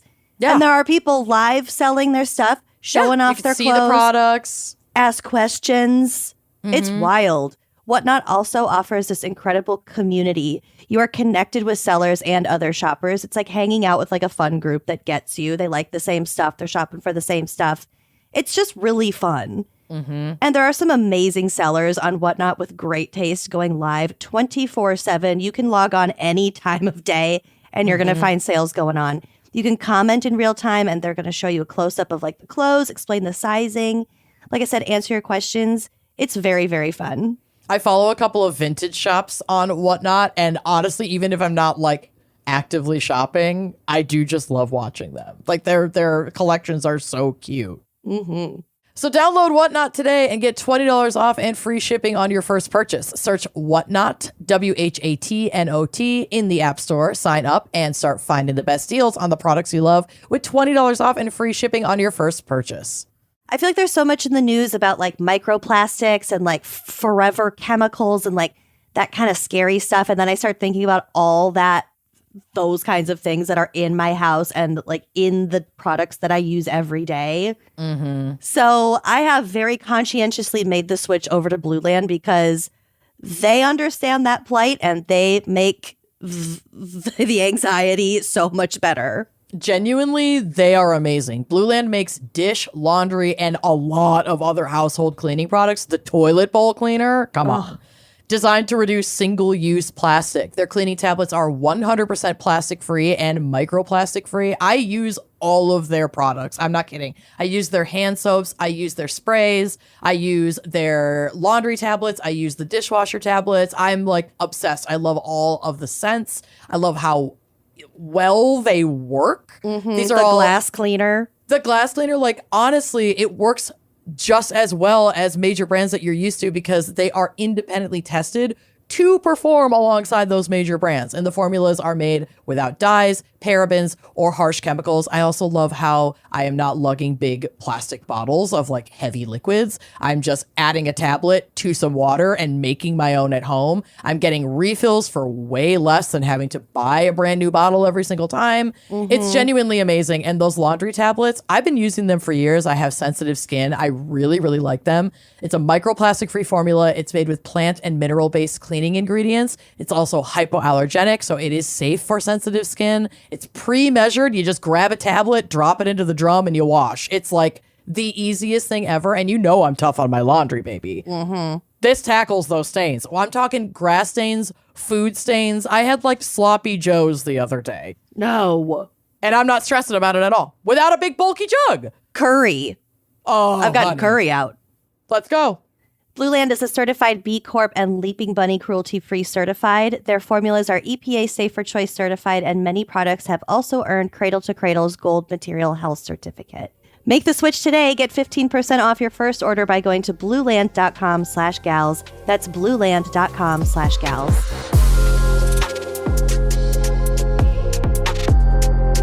So I'm going to take us back to the year of our birth, 1987, to talk baby Jessica.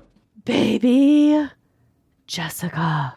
Which is why I had "It's me, Jessica" stuck in my head from Hot Chicks. Or the Hot Chick. On October 14th, 1987, 18-month-old baby Jessica McClure, now Jessica McClure Morales, who became known globally as Baby Jessica, fell into an abandoned well in her aunt's backyard in Midland, Texas. Oh my God. Honey, just wait. I'm sorry I'm laughing. I know. But I forgot the context until you said it, and it's just so... Baby Jessica literally fell in a well. It's Did a so border bad. collie alert someone? No, I wish. She was lodged approximately 22 feet below the ground surface Oh my God. in a narrow 8-inch well casing. This is another in the million reasons why I will not have kids, because apparently if you look away for a moment, like baby Jessica was outside They're playing. so fucking fast. There are a bunch of toddlers outside. They looked away for like a second. And your baby Jessica wanders outside and lodges herself into the fucking well. Like, Dude, kids are basically just actively trying to die, and parenting is mostly intervening so they don't do that, I guess. No, literally. So Yeah. there are days when my nervous system is so shot because it, like, multiple jolts of just, your kid almost got hit by a car. Yeah, June has And done it's not like we're out here stupid playing in the wandering shit. street. No. No, but it's just like, it just takes a second.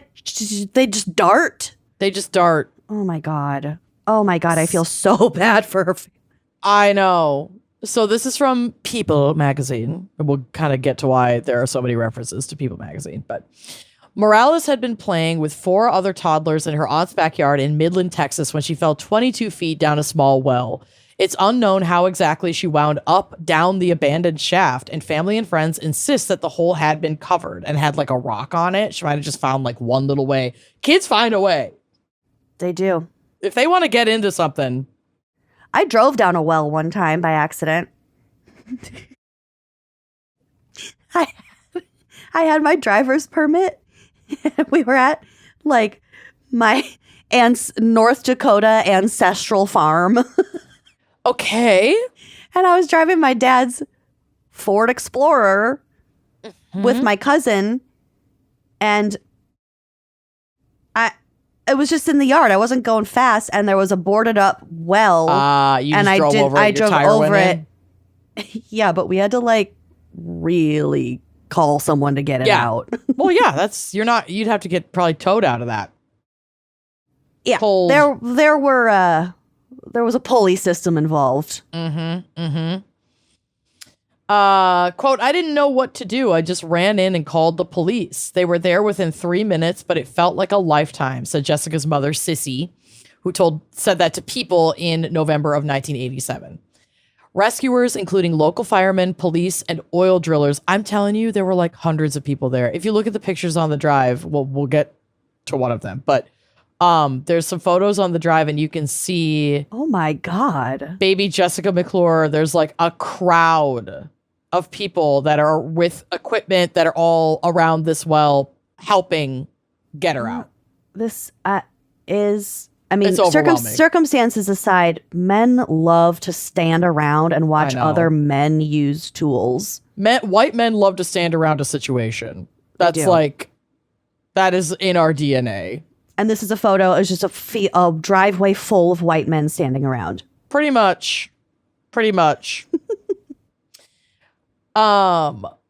Yeah, the plan involved drilling a shaft parallel to the well and then creating a horizontal cross tunnel to safely reach and extract baby Jessica. So I did put a picture of the rescue plan that I found on Instagram. That was the simplest solution. I guess because they couldn't just get down there and pull her out. Like she was stuck. And like there's this little, it's a small entryway. It's only 8 inches across, this like tube that she crawled down 22 feet straight down. And then it opens up in an area where that will hold, previously would have held water. She like lodged herself down in this little impossible to access chamber in the well. Are you looking at the picture? Yes, it's making me feel physically ill imagining crawling up or down that thing. Ugh. Oh, I can't. But it's way worse because she actually, so she's like gone in kind of face down. And she's only a little 18-month-old baby. Obviously, this rendering, they have her as like a toddler just plopped in there, standing straight up. But she was like upside down, her legs twisted. She was legs in the air. Asphyxiation. There are so many ways that she could have died. It's absolutely a miracle. And it took 58 hours. Stop it. To get her out. Oh my God. She's down there like a little pretzel. Her mother. Oh, girl. I can't. I mean, this is why this was like the closest thing I think we've had. And I would say it doesn't even really come close because people elected to go on this excursion. But like when we couldn't find the Titan submersible and the whole world watched while we searched for it. Yeah. This was like, they were like, the news was live streaming the rescue, like portions of the rescue operation. As best they could in 1987. Yeah, but I mean, there were news crews there that were like filming a lot. Like there was a lot of I guess they have footage those, of it. the trucks with the big satellite dishes. But the satellites, yeah. Wow. Yeah, early live streams. The operation seemed straightforward, but faced significant hurdles. The well was surrounded by hard rock, and the team's jackhammers were designed for downward, so they could like dig down, but once they get to the part where they have to make the pathway across, the jackhammers aren't meant to do that. Yeah. So then they bring in a mining engineer to coordinate the efforts, who instructed the team to utilize water jet cutting to make that pathway across to baby Jessica, which was relatively new technology at the time, so not a lot of people even knew how to use it. Jesus. 45 hours after Jessica fell into the well, the adjacent shaft and cross tunnel were completed. So the remaining 10 hours of time was just to get her out. It took them 2 days almost to dig it. And then another 10 hours plus to get her out. During the drilling, rescuers could hear Jessica singing Winnie the Pooh to just regulate her. So she was basically like off and on crying, or they would like recommend things for her to get distracted with. Oh my God. Yeah. Again, from People magazine. So sad. I know. Quote, the first police officer on the scene was Bobby Joe Hall, BJ Hall, told people that he couldn't see anything when he first looked down the hole. Quote, I called the baby's name 3 or 4 times and I didn't hear anything. Finally, I got a cry in response. We didn't know how deep she was until we lowered a tape hooked to a flashlight into the hole. Detective Andy Glasscock, oh God, added, Jesus. I would say 80% of the time she was either crying or making some kind of noise that we could hear. When we weren't calling words of encouragement, we'd tell her to sing for us. I'll never forget her singing Winnie the Pooh. No. I know. Between the drunk dive and this, you have devastated me today. I know. I'm sorry. I am like not in a good mood anymore. I'm really sorry. Well, the day's almost over, so this is great timing. Well, I'm almost done with you. She lives. She better live. Sucks. I would never let that child out of my sight for the rest of my life. Can you imagine? I mean, the trauma that this whole family must have endured, and then you're suddenly so famous. I mean, to this day, people recognize what baby Jessica is. It was like a Jacob Wetterling like unifying event. Hands across America. Yeah, in especially like white American media. Yeah. After the passageways were complete, a roofing contractor named Ron Short, who could collapse his shoulders due to being born without collarbones, and therefore squeeze into the shaft to reach the baby, volunteered to go down. So if you're still looking at that image of they dug this 30-inch wide hole that went down 27 feet, and then they mined a 20-inch cross path. Oh my God. And this guy was like, well, I don't have collarbones. I could squeeze into that hole. And people were like, whoa, whoa, whoa, whoa, whoa. We're not just going to send some rando with no collarbones down there to grab baby Jessica. Like, we probably need a professional, like a medical professional, in some way to do this. I don't know what to say. I know. I know. When you first said it, I thought they sought out someone with no collarbones to fit down the hole. He came forward. He was like, I'll do it. And the rescue team was like, liability and lack of experience, we're probably not going to do this. So they said no, despite his physical advantages. Why didn't... Well, someone else went in to the get baby. her. Yes, so they said no to him going in. It was ultimately EMT Robert O'Donnell who descended the shaft. He inched through the tunnel, freed baby Jessica. Yes. Oh my God. I was going to say, just imagine the aura that man must have had to be the ideal candidate. Oh, he's rolling up and going, look what I can do. Yeah. And they're like, her family's okay. like, how about someone else? Well, it wasn't her family that said no. It was this group of professionals that were running this operation were like, thank you so much for offering, but we're going to send an actual EMT down into the pit. Like, we're not just going to send a volunteer down there, but thank you. Yes. No collarbones. That man has bigger problems. So Robert O'Donnell gets her out. He inches through the tunnel. He pulls her out. He hands her up to another EMT, a man named Steve Forbes, who carries her to the surface, and an ambulance is waiting there to take her to the hospital for treatment. And you can actually see a picture. There's the one labeled Getty Images, because no, I wasn't going to buy it. Oh, honey. Of her all bundled up, like, and that's her face. She had a big cut. Hurt. Yeah. Oh, she got hurt. Oh.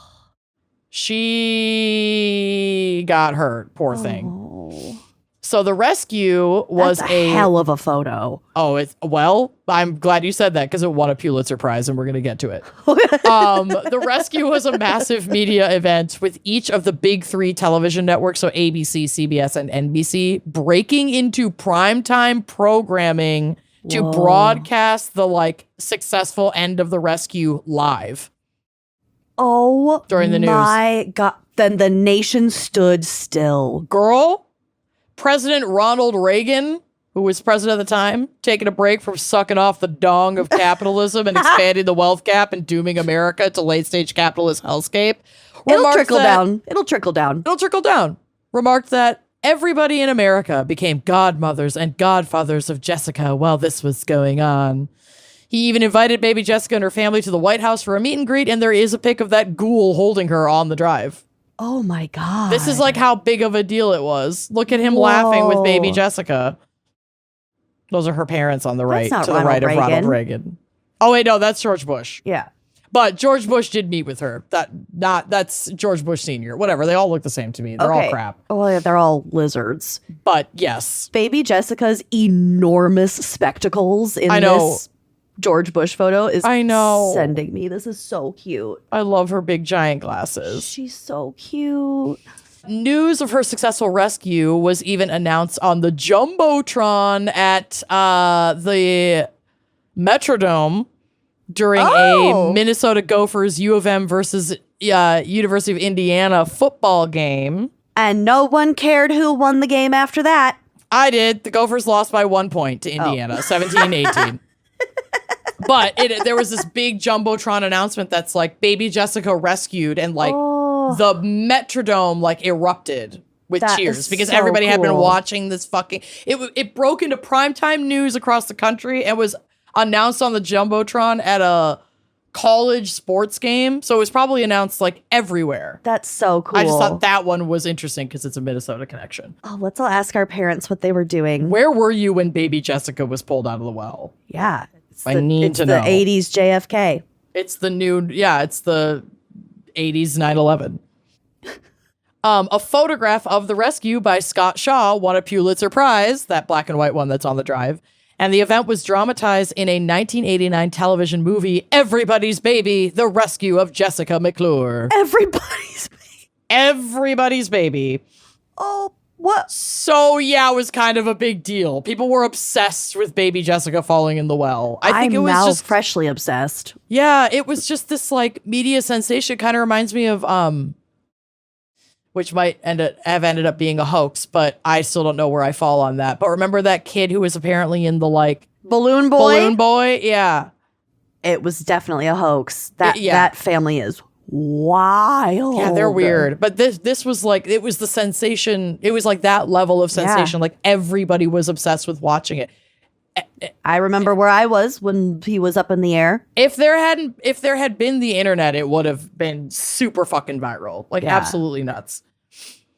But once she was rescued, folks kind of forgot about her. Like Jessica had a lot going on post-rescue, poor little thing, because she got hurt down there.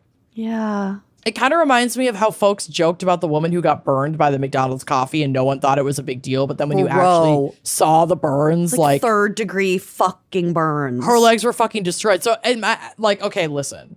It's not great that we're laughing about baby Jessica. We shouldn't be laughing about baby Jessica. But I'm kind of glad you did at the top because it did get turned into this sort of like, oh yeah, remember when that baby fell in the well? But it's like actually a lot that poor girl endured. Yeah, it's baby kind of like Jessica, the dingo ate my baby thing. Yeah, it's like it seems like crazy. A really horrific thing that happened that's now a punchline. Right. Baby Jessica did not just get pulled out of the well and all was good. She had like a cut on her face and that was it. It's like, no. Her physical recovery was extensive. Like I said, she was really squished down there. She was partially upside down. Her leg was elevated. Like I think it's her right leg was elevated above her head for over 2 days, causing a severe lack of blood flow. Oh. And she almost lost her leg. Doctors initially feared that they would have to amputate her leg from just below the knee, like mostly foot, because the circulation was so bad that there had been some like gangrenous start to the tissue. Oh, like the tissue started breaking down with no blood flow. Why can I never remember that fucking word? Necrosis? Necrotic. Yeah. I mean, it wasn't quite that bad. It was just like there had been no circulation to her foot for 2 days. Yeah. So she did end up losing a toe, but she was able, and they had to reconstruct her foot. She had over 15 surgeries, and to save her leg, she was put in a hyperbaric chamber. And I had no clue what like hyperbaric therapy really does. So I just looked it up really quick. According to Johns Hopkins, who I'm pretty sure we can trust, quote, hyperbaric oxygen therapy, or HBOT, involves breathing 100% pure oxygen inside a pressurized chamber, typically at 1.5 to 3 times normal atmospheric pressure. And I guess they changed the pressure because that allows the oxygen, it forces the oxygen to dissolve directly into your blood plasma rather than relying solely on red blood cells to like process the oxygen. Yeah. Huh. So this super saturates your tissues to accelerate healing, reduce swelling, and fight infections. And that's ultimately what gangrene is. So it helped accelerate her healing process so they could save the leg. So they stuck her in a hyperbaric chamber for God knows how long. Wow. At least several hours to infuse that tissue so that they could save her leg. Hasn't the girl been in enough chambers? Dude, are you fucking kidding me? You get out of a tiny chamber underground and they're like, I don't know how to tell you this, but we're going to stick you in a chamber. We got to put her in a metal chamber. I hope that her mother was just holding her that entire time. I hope so too. So over the years, Jessica underwent 15 surgeries related to the incident and still carries a big scar on her forehead where her head had been rubbing and pressed against the well casing for 2 fucking days. My God. That's why her head was all cut up. There's another picture of her parents holding her not long after she got out of the well, and she's got a big old gash covered by like a Band-Aid on her forehead. That's awful. Just rubbed the skin away. It's been all cleaned up. Okay, her Yeah, dad is real creepy looking, but she is know. It's not his very fault. cute. It's not his fault. She's so cute. The 80s was not a good time for adults. Our glasses, our hair, it was not. It was a great time to be a baby. It was Orthodontics. it was not an easy time to be an adult person. No. That's tough stuff. Being in your 30s in the 80s. Oh, hell. You May don't as want well be photographic 75. evidence of that. No photos, please. When interviewed about her experience in 2017, she doesn't remember, obviously, being in the well. She was barely a year old. And she found out about it. She was a year and a half old. Well, yeah. So a year and a half is barely a year. You don't have memory. You don't hold your memories from that time. So she found out about it. Her family showed her an episode of Rescue 911 when she was 6 or something. My favorite. I love that favorite show. I know. Oh, and she was back. sobbing, and they were like, "Yep, that was you. I know you don't remember any of this, but that was you." She was sobbing because the story was so her. sad. Oh, she was just crying because it was a sad story, not because she realized it was her. I think she was moved by the story, and then they were like, "Yeah, that was you." And then she was further "Wait, what the fuck?" Fuck. But when interviewed about her experience in 2017, she said, quote, "In a way, I guess it happened the way it was supposed to. I was picked on because of it, but most people are kind and think what happened is an amazing miracle." Picked on? Well, yeah. Yeah. Kids are mean. I know. Oh, your baby Jessica. Oh, don't fall in a what? We shouldn't be surprised. But of course, this was going to happen. I'm not saying we would have done the picking, but our generation would have done the same shit to this kid. Yeah. You don't want to be remembered publicly for anything. Doesn't Too even shy matter. for Velcro? Yeah. I'm so sorry, baby Jessica. Yeah, are you kidding me? She said, "I don't believe that any of it would have happened without God." The incident had also had a profound impact on paramedic Robert O'Donnell, the one who does have collarbones but went down into the hole. He developed PTSD and struggled with the transition from sudden fame to obscurity post-rescue. He actually died by suicide in 1995. Ooh. So this is a he clip- was getting a lot of fame for this too. Yeah, for being He was a hero. The hero. From the Roanoke Times, quote, "On Monday, April 24th, 1995, the body of the 37-year-old man who rescued Jessica McClure in 1987 was found on his parents' ranch near Stanton. O'Donnell wrote a note and drove to a pasture where he apparently shot himself to death. Ever since that Jessica deal, his life fell apart," his brother Ricky said Wednesday. Ricky O'Donnell said people had often asked his brother about the ordeal that began October 14th, 1987, when the 18-month-old child fell 22 feet down an abandoned well in her aunt's backyard in Midland. Robert O'Donnell and others worked 58 hours to reach Jessica, who was finally rescued on October 16th.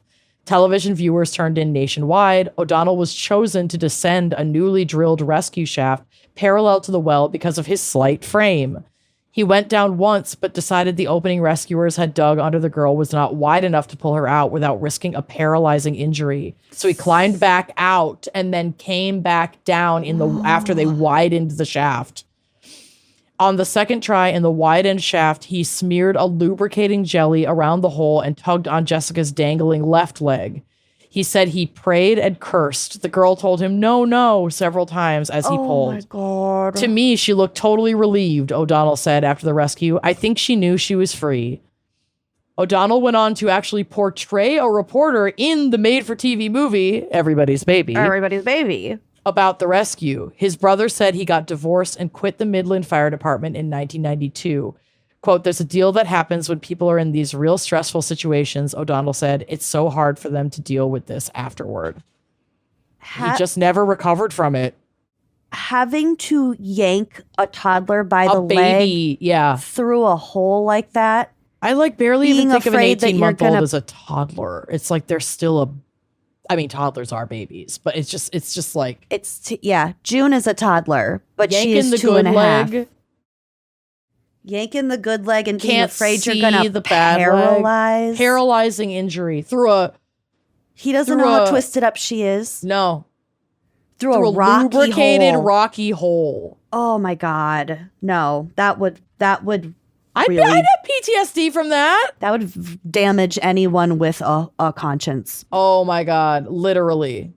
So what Jesus. became of Jessica? Though she grew up mostly out of the spotlight despite her instant fame, the press always did keep up with her a bit. Hence why People Fucking Magazine is one of my main sources today, because I had a ton of interviews with her. Jessica met a man named Daniel Morales in 2005. That's how she ended up McClure Morales.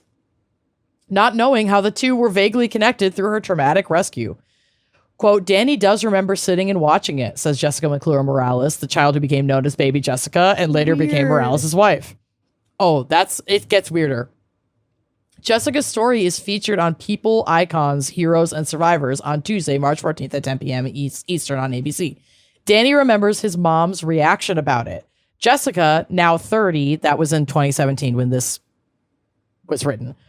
The Morales family was poor, but they were one of many families who donated to a trust fund as they watched the rescue unfold. Cool. The mom went and scrounged every penny she could find to send it to me, Jessica says, adding that her future husband, quote, remembers sitting there with her as she held him tight, being thankful that she had them and that it wasn't one of her kids. Seriously? Yeah. I know. And then they didn't have very much money, but they wanted to give it to her fund. Oh my God. And that was her future husband. And that was her future husband. And it's so interesting because the mom had also written a letter to her and her family when they sent the money.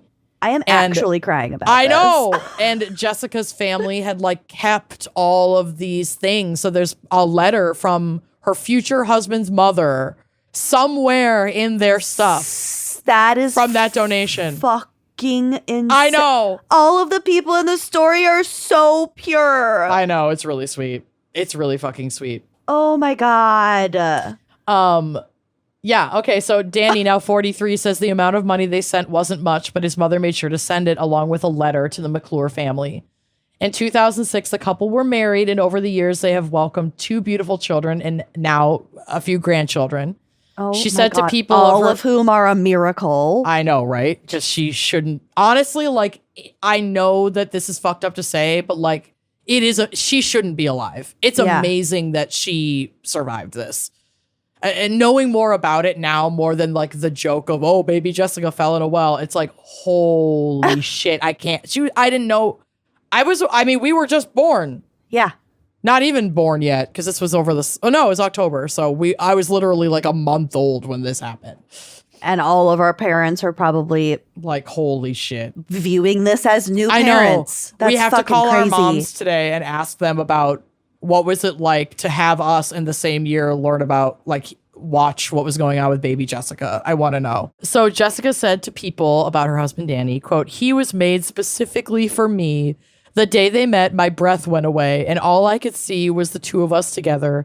I could see us having kids. I saw us old. My whole life with him flashed before my eyes. I instantly fell in love with him. Their wedding photos on the drive. Oh. The fund Danny is referring to in that interview was essentially GoFundMe before we had the internet. People from all over the country wanted to send money. This is to support the family. Beautifully 90s wedding. I know. Oh, 2000? 2006. Oh. Mm-hmm. Well, I love her winter wear. I know. We hadn't come that far. So people sent all this money and it was set up in a trust for her, and it grew to reach about $1.2 million. So she gets access to this money when she turns 25, but much of the trust was lost to the 2008 financial crash. Oh, God. Yeah, because it was tied up. It was in it wasn't a GoFundMe where it's just straight cash. I think it was in a trust. It was being invested, which I'm sure the family thought this is the best option to make this grow before she can access it in, X amount of years. And then the Probably fucking what 2008 any financial advisor would probably tell you to do. Exactly. She did work as a special education teacher for a number of years before changing jobs. I found one job where she was working in agriculture. But the reason she made it into today's episode is because during a recent Wine and Crime happy hour, someone recommended 15 Minutes of Fame Crimes, and a Coven member noted that the adult Jessica, formerly known as Baby Jessica, had been arrested. Oh, no. And indeed she was in April of this year, 2026. And we don't know a whole lot about it because this is an ongoing situation and a trial date, if it even goes to trial, has not been set. But here's what we do know. Officers responded to a call about a domestic disturbance at her residence in Midland County, Texas on April 11th around 10 p.m. And she was taken into custody, according to arrest records. From NBC Dallas-Fort Worth, quote, the 40-year-old was charged with assault causing bodily injury involving family violence. She was later released from the Midland County Detention Center after posting bond. Officials have released limited information about the incident, and an arrest affidavit was not yet available. I tried to download arrest records and I couldn't find any. She posted bond shortly after and was released from the Midland County Detention Center, and I have no updates at this time. Like I said, I even tried to access her arrest record, but was unsuccessful, so this will be one to keep an eye on for sure. I'm devastated at the thought that she may have done something, maybe harmed one of her children or members of her family. This news is incredibly sad to hear about someone who has endured so much and seemed to carve out a quiet life for herself and like really love her family. And so I am interested to hear more because it's like, I want to know what the hell happened in that house. Yeah. That got her back in the spotlight now after all of these years for something that seems so opposite of the person that we got a glimpse of in 2017. I mean, I guess that's just it. Yeah. The 15 minutes of fame, same with Bahad Bahabi. It's like you put yourself out there, you are Bahabi had more, like there's no other history of stuff that I could find. I literally looked up like, was this the first time that Jessica, quote unquote, baby Jessica Morales, had been arrested? And it said it was like, everything I found says it's her first arrest. Well, I guess what I'm saying is like, yeah, if to you and me sitting here that this behavior, alleged behavior, or, insinuated behavior seems out of character for baby Jessica, we don't know this woman. Yeah. She fell down a well as a baby and she was everyone's baby.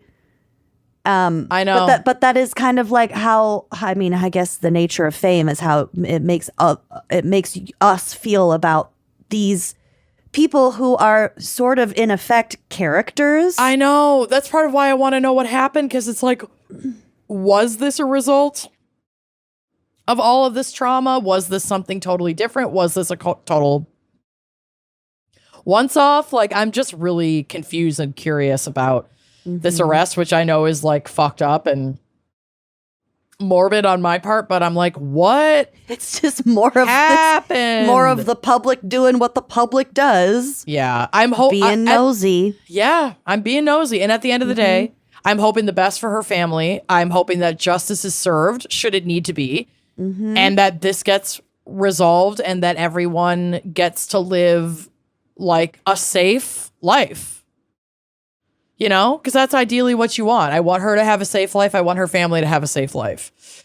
But I didn't know just how intense the baby Jessica rescue and the baby Jessica of it all was until I was covering this. And I was like, holy shit, it is a lot. That poor baby.